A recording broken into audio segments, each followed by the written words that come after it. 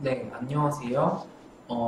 우리가 8단원에서는 회사가 그 자금을 조달하는 수단 중에 하나인 주식, 자기자본을 통해서 자금을 조달하는 방법에 대해서 공부를 하고 있었고, 첫 번째 동영상에서 8단원 중에 첫 번째 동영상에서 주식과 관련된 여러 가지 용어, 개념들을 살펴보았고, 지난 두 번째 동영상에서는 큰 원칙, 모든 금융상품의 지금 가격 가치는 미래에 올 현금 흐름을 현재 가치로 합한 것이 그 금융상품의 가격이고 지금 가격이고 가치이다라는 원칙에 따라서 주식을 따라서 주식 가격도 구할 수 있는 것을 살펴보았습니다. 그리고 이번 동영상에서는 8.1의 나머지 부분을 공부를 해보도록 하겠습니다. 우리가 여기 지금 그 수익률 부분부터 공부를 하실 텐데요. 지금 보시면 배당 성장 모형에서 우리가 앞에서 주식은 만기도 없고 그렇기 때문에 채권처럼 주식을 가격을 계산해보는 방법이 쉽지는 않다. 그렇지만 좀 단순화된 몇 가지 케이스들은 좀 쉽게 주식 가격을 계산해 볼 수 있을 것이다. 그래서 그 중에 첫 번째가 무성장, 두 번째가 배당 성장 모형, 세 번째가 불규칙 성장, 그 다음에 네 번째가 2단계, 2단계의 성장. 이렇게 네 가지 케이스는 조금 쉽게 주식 가격을 계산해 볼 수 있을 거예요. 라고 해서 우리가 네 가지를 대표적으로 공부를 하셨습니다. 그런데 그 네 가지 중에 두 번째 케이스인 배당 성장 모형에서 주식 가격은 이렇게 계산을 했었죠. 만약에 제로 시점에서의 가격을 구하고 싶다. 그러면 그 다음 키인 배당인 D1 나누기 R-G 이렇게 계산을 할 수가 있었는데 요거를 아래에서만 다 남기고 왼쪽에 남기고 나머지를 다 오른쪽으로 보내는 식으로 식을 정리를 하게 되면 요렇게 두 덩어리 빨간색으로 R이 구성이 될 수 있을 것입니다. 그래서 하나는 뭐냐면 배당 수익률. 그래서 한 주당 배당 얼마 주지? 라는 배당 수익률이라는 것이고 나머지 하나는 G. 그래서 자본이득률이라는 것입니다. 근데 이거를 쉽게 생각해 보시면 이래요. 뭐냐면 주식을 내가 100을 주고 샀어. 그러면 그 주식을 내가 만약에 계속 갖고 있으면 배당으로부터 계속 수익을 얻기도 하지만 그 주식, 그 회사가 갑자기 잘 영업을 해서 갑자기 주식 가격이 200이 됐네? 근데 그럼 내가 그냥 그때 200에 팔았어. 그러면 나는 여기 배당으로 얻는 수익도 있지만 주식 가격이 올라서 얻는 소득도 있겠죠. 그래서 크게 주식으로 얻는 수익은 그렇게 두 가지가 있다는 거를 생각해 보시면 여기 R이라는 것도 이렇게 두 가지 덩어리로 구분되는 게 뭐 자연스럽겠다라고 생각을 해 보시면 되겠습니다.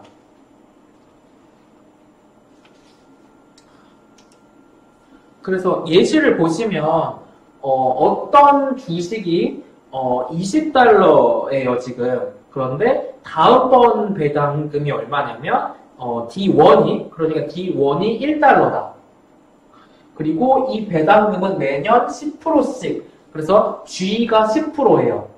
그러면 이 주식이 주는 수익률은 얼마인가? 그래서 계산해 보시면 앞에서 배당 성장 모형, 이건 새로 공식을 또 공부하는 게 아니고 배당 성장 모형 앞에서 구한 거를 식을 R에 대해서만 정리를 한 거잖아요.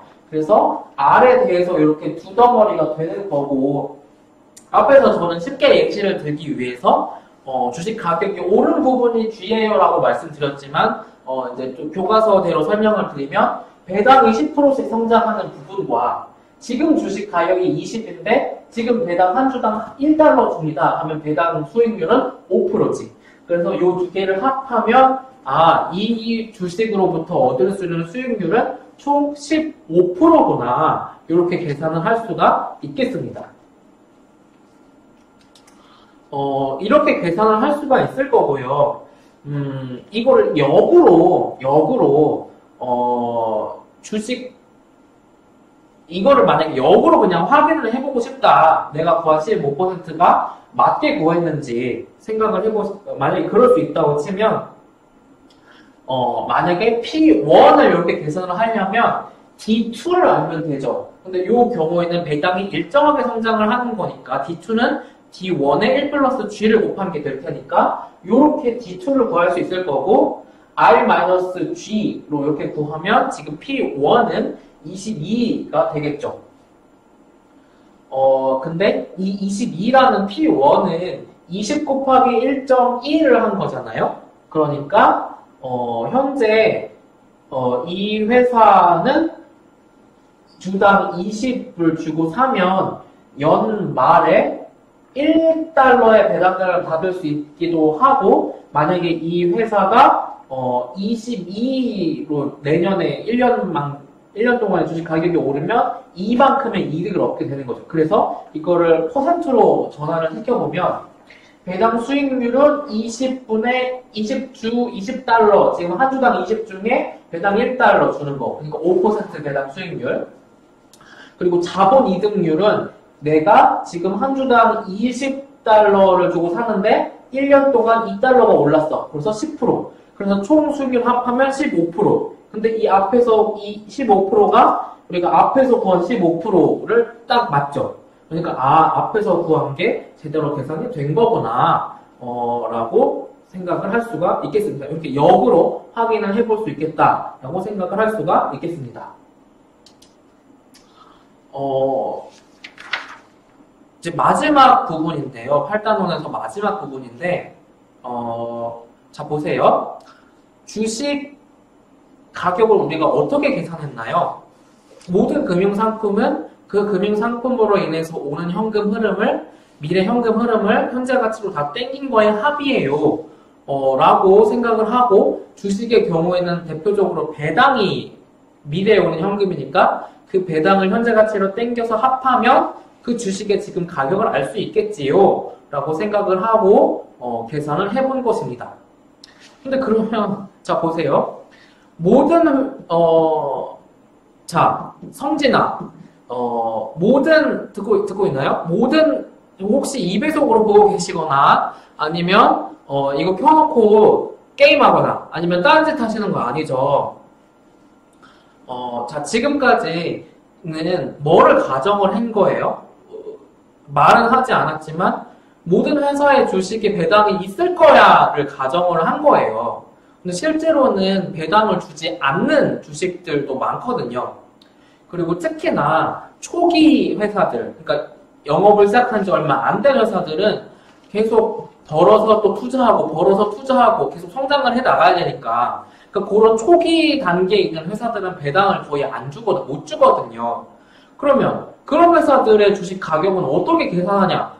미래에 오는 현금 흐름이 없는데 이거 어떻게 계산하냐? 그럴 때에는 이게 우리가 앞에서 재무 비율 3.3에서 공부하신 거 있죠.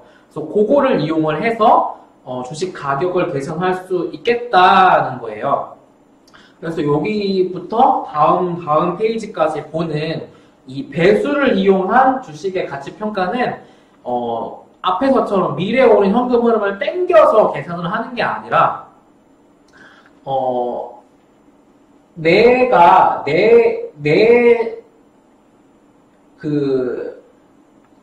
EPS를 알아. 그런데 내가 속해 있는 회사의 평균적인 PER을 알아. 그러면 이 재무 비율을 이용을 해서 주식 가격이 대략 이 정도 되겠구나 라고 이렇게 우회적으로 계산을 해볼 수 있다는 거예요. 이제 먼저 설명을 드린 거고 이제 들어가서 구체적으로 말씀을 드리면 EPS는 어떻게 구했었나요? EPS, Earnings per Share, 주당 순이익은 어떻게 구했었나요? net income 나누기 주식 수가 EPS였죠. 그리고 PER은 어떻게 계산했었나요? PER은 한 주당 가격 P 나누기 EPS가 PER이었죠.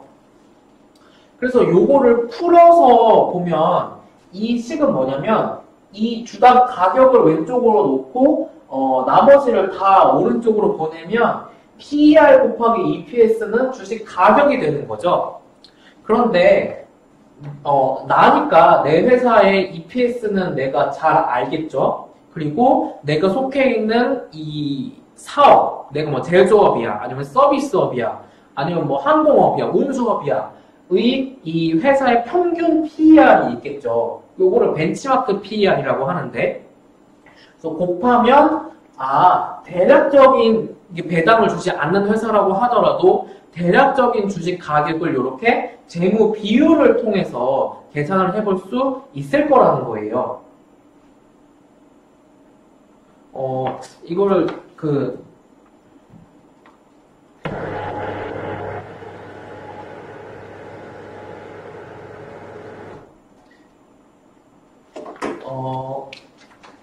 자, 보시면,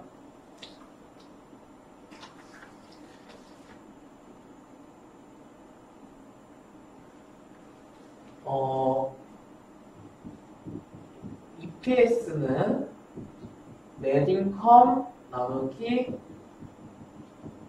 주식 수로 이렇게 계산을 할 수 있다라고 3.3에서 공부했고, 다시 PER은 주식 가격, 한 주당 가격인 주식 가격 P 나누기 여기 구한 EPS를 하면 요 PER이라는 거를 계산할 수 있다라는 거예요.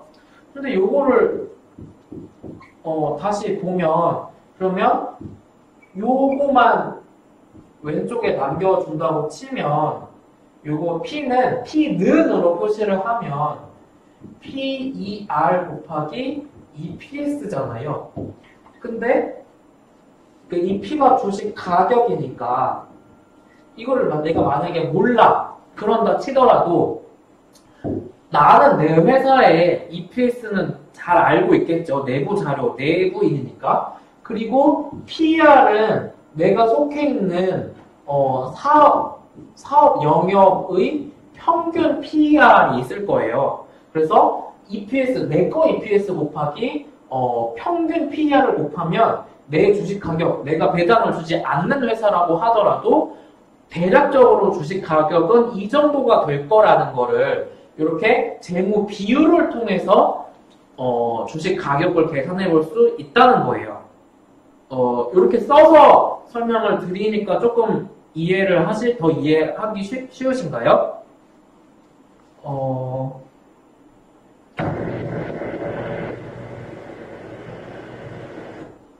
자, 그래서 예시를 보면 인액티비전이라는 게임 개발 회사가 있다고 해요. 이 회사는 배당을 하지 않는 회사야. 그러니까 우리가 앞에서 배운 뭐 무배당이나 배당 성장 모형이나 불규칙 배당 성장이나 아니면 2단계 성장 이런 거를 통해서 주식 가격을 계산할 수 없는 거지.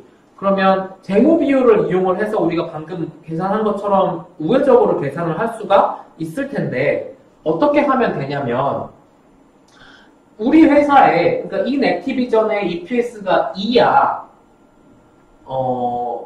그러면 그리고 이 회사가 속한 게임 개발이라는 이 회사가 속한 산업의 평균 PER 값은 20이라고 이미 알려져 있어. 그러면 내 거 EPS 곱하기 산업의 PER, 벤치마크 PER 곱하면 20 곱하기 2를 하면 인액티비전의 적당한 주식 가격은 대략 40이면 이 회사의 적당한 주식 가격이구나 라는 걸 우리가 재무 비율을 통해서 이렇게도 계산을 할 수가 있다는 거죠. 요렇게 계산을 할 수 있다라는 거고요. 이제 요거는 지금까지 나와 있는 숫자를 계산을 한 거고, 주식을 투자하시거나 아니면 뉴스를 조금 주의 깊게 들어보시거나 하면, 목표 주가, 삼성전자의 내년도 목표 주가는 얼마입니다. 요런 거를 혹시 들어보신 적이 있나요? LG전자의 아니면 SK텔레콤의 목표 주가는 내년도 주가는 대략 요렇게 예상이 됩니다. 우리는 사실 지금도 관심이 많지만, 그래서 이게 오를 건지 어떻게 될 건지에 사실은 더 관심이 많잖아요, 투자자들은. 그래서 지금까지 계산한 거는 여기 전까지는 지금까지 나와 있는 숫자를 가지고 계산한 지금 가격을 이렇게 추정해 볼 수 있다, 계산해 볼 수 있다라는 거고, 1년 후 아니면 2년 후를 요 재무 비율을 가지고 계산할 수가 또 있다는 거죠. 사실 우리 투자자들은 내년에 그래서 이 회사 주식이 주가가 어떻게 될 건지 이런 거에 더 관심이 많잖아요. 그래서 이런 거를 목표 주가라고 하고 이런 거를 증권사 애널리스트들이 계산을 해서 애널리스트 보고서나 뉴스 보도자료 같은 거를 통해서 발표를 하게 되죠. 그래서 요렇게 사실은 1년 뒤 아니면 2년 뒤에 목표 주가, 예상 주가에 사실 우리는 더 관심이 많단 말이에요. 그래서 우리 앞에서 이용을 했던 것처럼 EPS 곱하기 PER 하면 P가 나오는 것처럼 1년 뒤에 EPS를 내가 잘 알고 있어. 그리고 내가 속한 이 산업의 평균 PER을 알아. 그러면 내년도 아니면 내후년도에 대충 주가가 어떻게 될지를 이 재무 비율을 통해서 또 계산을 할 수가 있다는 거예요. 그래서 예시를 보시면 이 인액티비전이라는 회사의 내년 EPS가 2.5달러야. 그러면 앞에서 계산한 거를 조금 바꿔서 여기다가 2.5 내년 거를 넣고 PER, 벤치마크 PER 20을 넣으면 내년 이 회사 주식 가격에 예상되는 예상 주식 가격은 50이라는 거지. 그러니까 아까 거는 지금 거 EPS를 가지고 PER을 곱해서 지금 이 회사 주식을 계산을 해볼 수 있었다면 여기서는 내년 거 EPS를 곱하기 PER 해가지고 내년 거 주식 목표 주가를 계산을 할 수 있었다는 거죠.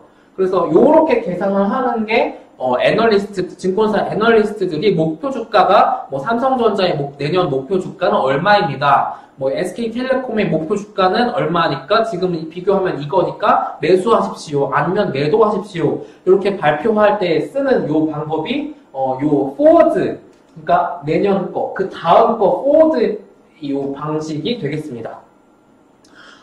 그래서 만약에 배당을 한 회사라면 우리가 8.1 앞부분에서 배운 네 가지 케이스, 단순화된 케이스들 있죠. 무배당, 배당 성장 모형, 불규칙 배당, 아니면 2단계 성장. 그거를 이용을 해서 미래의 배당을 현재 가치로 땡기는 방식으로 직접 계산을 하면 되고, 배당이 만약에 없는 회사야. 초기 창업한 지 얼마 안 되는 회사. 그래서 배당이 없어. 그런 회사들은 이렇게 재무 비율을 EPS 곱하기 PER을 이용해서 P를 곱하는 방식으로 계산을 할 수가 있겠다. 그리고 내년도 EPS를 통해서 내년도 EPS 곱하기 PER 하면 내년도 P를 알 수가 있겠는 거죠. 그리고 또 뭐가 있겠냐면 한 단계 더 들어가서 배당도 안 해. 그리고 아직 회사가 창업한 지 얼마 안 돼서 계속 적자가 나. 그러니까 영업은 그런데도 불구하고 회사가 매출액은 발생을 하잖아요. 어떤 회사든지. 신라젠이나 삼성 바이오로직스나 아니면 벤처기업들, 스타트업들. 흑자는 안 나더라도 뭔가 그러니까 매출은 발생하잖아. 최소한 매출 어떤 회사든. 그러니까 배당도 안 줘. 지금 EPS도 플러스가 아니야. 그럴 때에는 여기 지금 주가 매출액 비율 PSR 곱하기 EPS를 PSR 곱하기 SPS라는 걸 이용해서 P라는 거를 계산을 할 수가 있다는 거예요. 그래서 요거는 요런 방법이 있다라는 것만 아시면 되고, 흐름을 지금 보시면 첫 번째, 배당이 있어. 그러면 무배당이든 배당 성장 모형이든 불규칙 배당 성장이든 2단계 성장이든에 맞는 거를 골라서 미래 배당을 할인하는 방식으로 그 주가를 계산을 지금 하면 되는 거고, 배당이 없어. 그러면 두 번째로 배운 EPS 곱하기 PER을 해서 재무 비율로서 주식 가격을 계산해보는 방법이 있겠습니다. 그런데 배당도 없는데 이 회사 지금 순이익이 안 나고 있어. 그래서 EPS가 마이너스야. 그러면 이거 지금 주가가 PER 곱하기 EPS가 마이너스니까 그러면 P가 마이너스가 나와. 주가 근데 마이너스라는 주가는 있을 수가 없잖아요. 그러면 이때는 어떻게 세 번째 그런 아무리 순이익이 마이너스인 회사라도 최소한 매출은 발생하고 있으니 PXR에다가 SPS라는 거를 곱해서 P를 곱하는 매출액 대비로 한번 계산해보는 방법이 있겠습니다. 그래서 세 번째, 배당도 안 하고 넷인컴도 마이너스인 회사는 그 회사는 최소한 그래도 매출은 있을 거니까 그 매출이라는 거를 수단으로 해서 주가를 한번 추정을 해볼 수 있겠습니다. 라는 게 마지막 세 번째가 되겠습니다. 그래서 이번 동영상까지는 우리가 8단원 주식에 대해서 공부를 했습니다.